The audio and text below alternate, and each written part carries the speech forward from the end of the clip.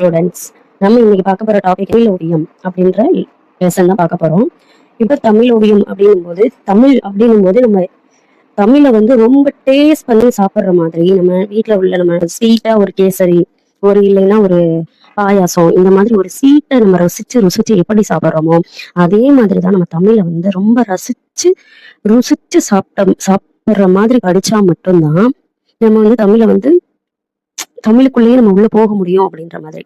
இப்போ அந்த மாதிரி இப்போ ஃபர்ஸ்ட் நம்ம பார்க்க போற டாபிக் என்னன்னா தமிழ் ஓவியம். தமிழ் ஓவியம் அப்படின்னாலே அதை யார் எழுதினாங்க அப்படின்னா ஈரோடு தமிழன்பன். இதை எப்படி நீங்க ஷார்ட்கட்ல ஞாபகம் வச்சுக்கிறீங்க அப்படின்னா ஓவியம், இது வந்து ஓவியம் வந்து ரோட்ல தானே வரைவாங்க சில பேர். ஓவியம் வரைஞ்சு சில பேர் பார்த்துருப்பீங்க நீங்க. அந்த மாதிரி ரோடு ஓவியம், ரோட்ல ஓவியம் வரைகிறவங்க அப்படின்னு ஞாபகம் வச்சுக்கோங்க. பக்கத்துல கூட நீங்க பென்சில் இருந்துச்சுன்னா ஹிண்ட் மாதிரி எழுதி வச்சுக்கோங்க. தமிழ் ஓவியம் வந்து யார் எழுதுனா ஈரோடு தமிழன்பன். இப்போ நம்ம ஃபர்ஸ்ட் இன்ட்ரோடக்ஷன் பார்க்கலாமா? என்றென்றும் நிலை பெற்ற தமிழே, தோற்றத்தில் தொன்மையும் நீதான், தொழில்நுட்பத்தை ஏற்ற புதுமையும் நீதான். அதாவது நம்மளோட தமிழ் மொழி தான் இருக்கிறதுலேயே பழமையான மொழி. அதான் தொன்மையும் நீதான். தொழில்நுட்பம் அப்படின்னா இப்போ உள்ள டெக்னாலஜிஸ்க்கு எப்படி வந்து ஒரு ஒரு புதுமையை கண்டுபிடிச்சாலுமே நம்ம தமிழ்ல வந்து தொழில்நுட்பத்தை ஏத்துக்கக்கூடிய லெவலுக்கு ஒரு புதுமையும் இருக்கு அப்படின்னு சொல்றாங்க. அரியும் இலக்கணம் தந்ததும் நீதான், அரிய இலக்கணம் கொண்டதும் நீதான். அரியும் இலக்கணம் அப்படின்னா ஒரு தமிழ்ல இப்போ ஒரு இலக்கணம் அப்படின்னா அதை வந்து நம்ம புரிஞ்சுக்கக்கூடிய லெவலுக்கு ஈஸியா தான் இருக்கும். அதான் அரியும் இலக்கணம். அரிய இலக்கணம் கொண்டதும் நீதான் அப்படின்னா இருக்கிறதுலே ரொம்ப டஃப்பான இலக்கணமும் நம்மளோட தமிழ்ல தான் இருக்குன்னு அர்த்தம். காலந்தோறும் உன்னை புதுப்பித்துக் கொண்டு கனி தமிழாய் வளம் வருகிறாய். காலந்தோறும் அதாவது ஒவ்வொரு நாளும் புதுசா இப்ப கம்ப்யூட்டர் டெக்னாலஜிக்கு ஏத்த மாதிரியும் நம்ம தமிழ் வந்து இருக்கு அப்படின்னு சொல்றாங்க. ஆதி முதல் எல்லாமுமாய் இலங்குகிற உன்னை தமிழோவியமாக கண்டு மகிழ்கிறோம். ஸ்டார்டிங்ல இருந்து இருக்கக்கூடிய ஒண்ணு நாங்க இப்ப தமிழ் ஓவியமாகவும் கண்டு மகிழ்கிறோம் அப்படின்னு சொல்லி யார் சொல்றாங்க அப்படின்னா ஈரோடு தமிழன்பன். காலம் பிறக்கும் முன் பிறந்தது தமிழே, எந்த காலமும் நிலையாய் இருப்பதும் தமிழே.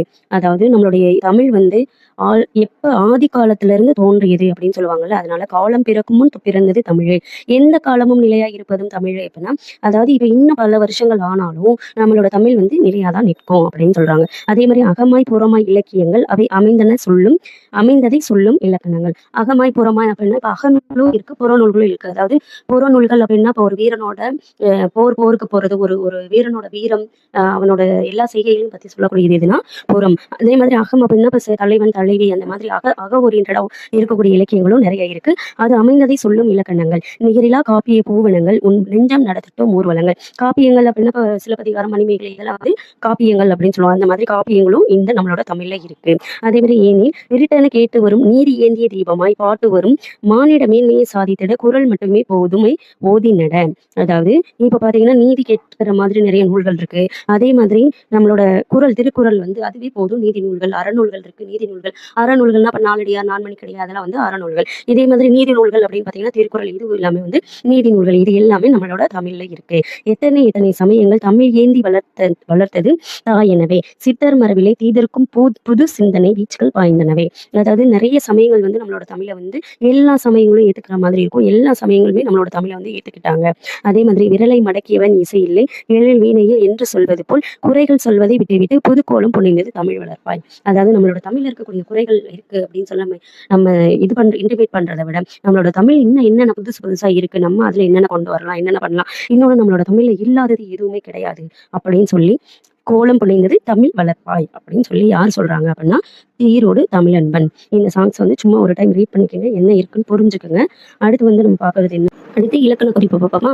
எத்தனை விட்டு விட்டு, எத்தனை விட்டு விட்டு அப்படின்னு டபுள் டைம்ஸ் அப்படி வந்துச்சு அப்படின்னா அதுக்கு வந்து அடுக்கு தொடர்கள். அதே மாதிரி ஏந்தி வினையச்சம் எப்படி சொல்றாங்கன்னா அதாவது லாஸ்ட்ல நம்ம இப்போ இத்திய வந்து பிரிச்சோம்னா எப்படி பிரிப்போம்? இத்து கூட்டல் இ. அதாவது இந்த மாதிரி இ உ கடைசியில வந்துச்சு அப்படின்னா அது வினையச்சம். காலமும்ன்றது முற்றுமை. அடுத்து வந்து பகுபத உறுப்பு இலக்கணம். இப்ப வளர்ப்பாய் அப்படின்றது எப்படி பிரிக்கலாம்னா வளர் கூட்டல் இப்பு கூட்டல் ஆய். வளர் வந்து பகுதி, இப்போ வந்து சந்தி, இப்போ வந்து எதிர்கால இடைநிலை, ஆயின்றது முன்னிலை ஒருமை வினைமுற்று விகுதி. இப்போ ஈரோடு தமிழன்பனுடைய நூல்வெளி எப்படின்னு பார்ப்போம். இப்போ ஈரோடு தமிழன்பன் எழுதிய தமிழோவியம் என்னும் நூலில் இடம்பெற்றுள்ள கவிதை இது. இக்கவிதை குறித்து கவிஞர் முன்னுரையில் ஒரு பூவின் மலர்ச்சியையும் ஒரு குழந்தையின் புன்னகையையும் புரிந்து கொள்ள அகராதிகள் தேவைப்படுவது இல்லை. பாடலும் அப்படித்தான் என்று குறிப்பிட்டுள்ளார். அதாவது இவர் வந்து ஈரோடு தமிழன்பன் எழுதி தமிழ் ஓவியம்ன்ற ஒரு நூல்ல இருந்து இருக்கு. இதை தான் நம்ம முன்னாடி பார்த்துட்டோம்ல.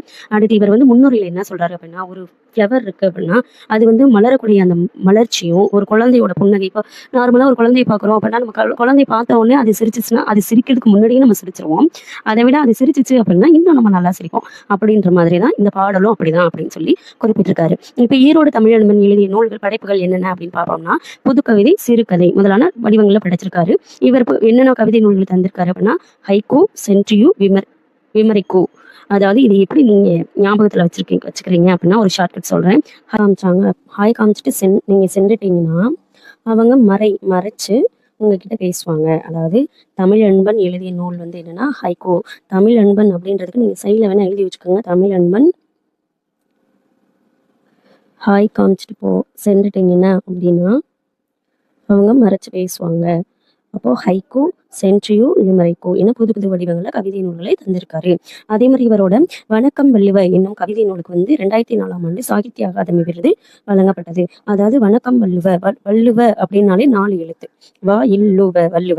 அப்ப 2004ஆம் ஆண்டு சாகித்ய அகாதமி விருது அப்படின்னா வள்ளுவருக்கு வந்து இப்போ அவருடைய எழுதிய நூல்கள் இருக்கிறதுனால அவர் இப்ப நம்ம வந்து அவர் இறந்தாலும் ஆனா அவரோட நூல்களை பத்தி இன்னமும் நம்ம சாகாத மாதிரி நம்ம பேசிக்கிட்டு தான் இருக்கோம் அப்படின்னு ஞாபகம் வச்சுக்கோங்க. ஷார்ட்கட் வேணா பக்கத்துல எழுதிக்கோங்க.